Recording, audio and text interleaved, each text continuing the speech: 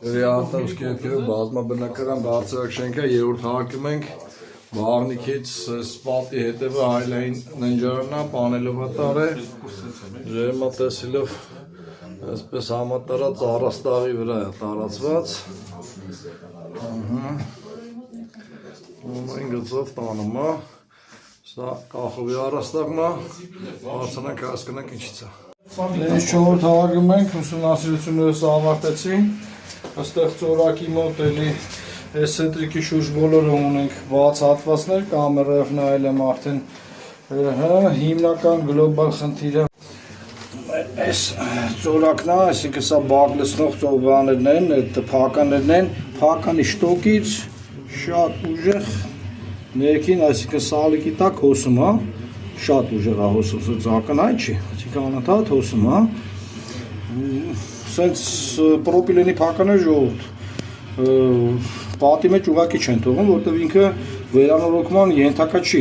մաս չկա, որ սրան կարողանաս վերանորոգես, իսկ այս տիպի փականները կյանք չունեն երկար, այսինքն այս շտոկն է, ինքը ոնց որ համասեռ պլաստմասի մեջ է, սա վերանորոգման ենթակա չի, սենց բաներ, չգիտեմ, շարժի ռիսկ անել ու դնել։ Իսկ արդեն երրորդ խնդիրը հայլային էլի լվացքի մեքենան, այսինքն ճկուն շլանգը, այս ճկուն միացումը, պատի մեջով է գնում, որում ինքը սխմվել է, մի խոսքով, այս էլ լվացքի մեքենան, երբ որ արդեն պոմպը մեջի ջուրը սկսում է դատարկել, այստեղ էլի պատի մեջ, ընդ որում սա ես եմ արդեն քանդել, պատի մեջ արտը հոսում էր, սա էր երրորդ խնդիրը։ Ունենք նաև չորրորդը, այսինքն այս հատվածում, հատվածային, այսինքն այս լողախցիկից լողանալու ժամանակ